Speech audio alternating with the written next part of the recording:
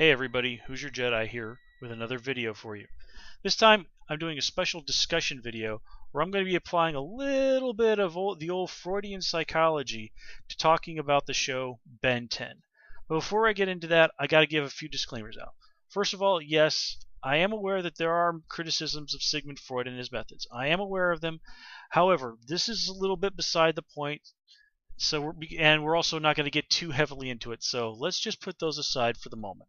Second, in this video, I'm only going to be talking about the characters as we have seen them in Season 1. I haven't had the chance to get around to watching Season 2.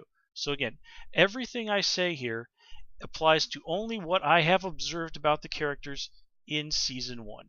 Alright, so now with that said, let's get into it. If you're not familiar with Freud and one of his main theories, let me tell you about it. And it's the theory of how in the mind there are basically three parts to the mind. And I don't mean physically, I mean, mentally. They're called the id, the ego, and the superego. So let's talk really quickly about what these actually are, and then we'll get into how this all applies to Ben 10. Alright, number one, we have the id, spelled ID. Now the id is basically kind of the little lizard part of your brain. It's all about instinct. It's about energy. It has no organization. For those folks who have kind of had puberty kick in, it also covers your libido. Okay, well, that's obviously not something that's really going to apply to this particular season. Anyway, so quite obviously, this is the part of the equation that applies to Ben. Now, the second part of the equation here is called the ego. Now, this isn't just how great you think of how you thinking you're really great, like we're talking about when we're talking about the word ego normally. Here, the ego is the organized and realistic part of your brain. It basically tries to satisfy the id portion of your brain in a realistic and reasonable way. For example, if somebody rudely bumps into you in the supermarket, well, that would make a lot of us angry. And the id is going to be the part of your brain that says you should turn around and punch that jerk. Well, the the ego is the part of you that says, now wait a minute. Now I get that punching this jerk would feel really good, but if you do that, you're going to get arrested and maybe even sued. So the ego part of your brain says that, and is also the part that says you just settle for going, hey, watch it, buddy, and then going on about your business. Now we come to the final part of this little equation here, this mental equation, and this is called the superego. Yeah, a rather fitting term for a more or less superhero-esque show like Ben 10. Alright, this is the higher part of your brain. This is the one that controls critical thinking. It controls your morality. This is the part of you that is the wise man, the educator, the Yoda, whatever you want to play. Obviously, in my personal estimation, this would be Grandpa Max. Now, other people have not. I'm not the first person to draw the whole Freudian thing with the characters from Ben 10. Now, everybody universally agrees that Ben is the id. Some people take the stance that Gwen is the ego. Some people take the stance that she's the superego, and same with Grandpa Max. For the purposes of this video, my stance is Ben's the id, Gwen is the ego, and Grandpa Max is the superego. Now, if you're free to disagree, that's fine. I'd love to hear your thoughts about this. Post them in the comments. We'll talk about it. Okay, so let's talk about Ben and this here. Now, Ben, of course, in Season 1 is only 10 years old. And most honestly, it's not really unreasonable that most 10-year-olds are mostly ruled by their ids. They just haven't developed the emotional and mental maturity to go beyond that most of the time. So this is what we see in Ben. He's interested in video games. He wants to eat ice cream and candy and goof around and play pranks on people. He wants to screw around with card games. He wants to show off and look cool. And this is what he does most of the time.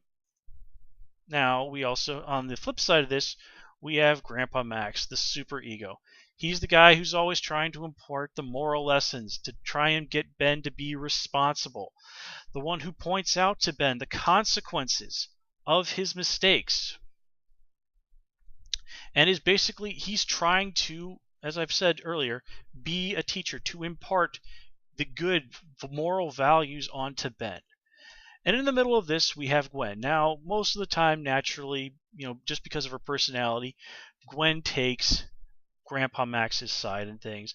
And she's one of the ones who's always getting on Ben's case about how he needs to stop screwing around and take what he's doing seriously. However, as things go by, she begins to sort of reach more of an accommodation, a balance with Ben, which is the role that ego needs to play. And this of course does good for everybody around. And the thing about Gwen is, as much as she criticizes Ben, when she gains the magic powers and becomes Lucky Girl, she pretty much gives into her own id. While she does go out there and try and do good, to try and be a hero, she's again not above being foolhardy, not above, craving the spotlight. So again, these three things, they all exist in all of us. They exist within these characters. So let's talk a little more about all of this. Let's talk about how this all applies to Ben, since he is essentially our title and main character as things go by. Now, as the season wears on, Ben slowly, and I do mean slowly and incrementally, he begins to have the lessons that Grandpa Max is trying to impart into him sink in. For example, one of the better examples from the show is where he sacrifices getting the really cool Sumo Slammer card that he's all excited about in order to save the lives of innocent people. Now this is an example of Ben kind of being in touch with his own superego. And to give another example, let's look at at the episode with Kevin. This is a really, really prime example of what I'm talking about here. Kevin is the id, 100% absolutely. He, because of his background, does not have the superego or the ego. He lives entirely by his id, his own desires, and nothing else really matters to him. Morality, the domain of the superego, is absent. Now let's look at what happens, and this is not true for Ben. Now let's look at an example at the arcade when they sort of get into it with some local toughs. Ben is content to pretty much just give those guys a good scare. It is a balance between his id, his desire to just beat the jerks to a pulp, and his his morals that basically say, beating people to a pulp for being jerks is wrong. So what does he do? What does the ego within Ben do? It reaches the accommodation that he just uses his powers to give him a good scare and teach him a lesson. So again, this is how a prime example of how the id, ego, and superego thing works. And it is an example of how this applies to Ben and his growth. Now, as I said, Kevin doesn't have this. He is, as I have said, completely ruled by his id. That is why he's perfectly willing to crash a train and kill a lot of innocent people just to get his hands on money. And Ben, in a demonstration of actually having a superego, he basically makes a stand. He very firmly says, no, this is wrong. Ben does not think about his own desires for 1 second there once Kevin puts this plan on the table. And this is part of growing up, is learning when to take these moral stands. And this is a very big moment in Ben's growth. And of course, we see Kevin's reaction to this is that he immediately turns on Ben. The id, in a way, is like a baby. Now, I'm not trying to say that babies here are bad. Babies are creatures that are creatures that live entirely by their own instincts. They simply do not understand that that the beings that surround them are quote unquote real. They only exist for themselves, their own physical and emotional needs. Now, as we all grow up, we kind of realize, other people have feelings and emotions and needs like that. Well, and we sort of learn how there are times when we need to put the feelings of others aside.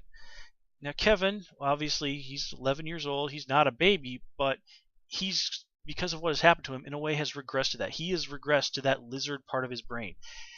And by taking a stand against him, Ben has become his enemy. And remember, this part of your brain,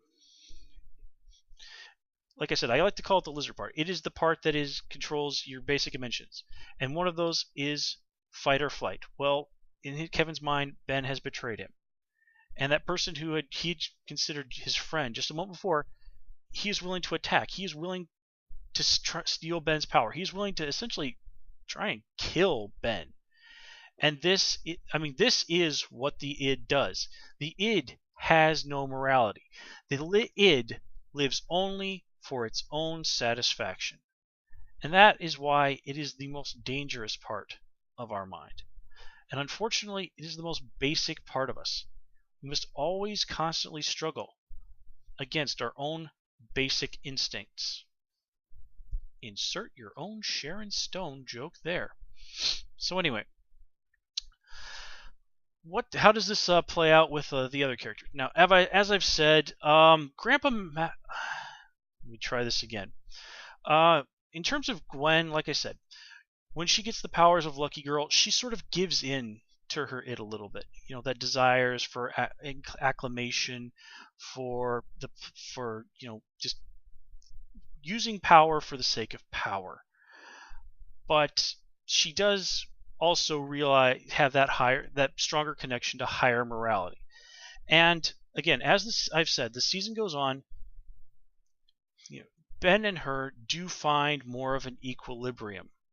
Ben is willing to take his responsibilities a little bit more seriously, while Gwen lightens up and kind of becomes Ben's partner in crime more than once. She's willing to sort of stop acting like such a little adult and revel in being a kid, and revel in that opportunity to be 10 years old and enjoy the freedom that comes with being that age. Now, Grandpa Max, him being as old as he is and in the position of being the responsible adult, he doesn't really get the chance to indulge that sort of thing very much. But we do see that he's as old as he is, he's not above taking a little pleasure in a good fight, or occasionally, poking fun at the circumstances and the folks around him. So he's still got a little bit of that. Anyway, folks, something like Freudian psychology and all of this, it's a little too heavy to get into too much detail in the amount of time that I have for this video. But this is just an interesting idea that came to me from my own Psych 101 class as I was watching the show. So I hope I've explained this in a way that you kind of get what I'm driving at.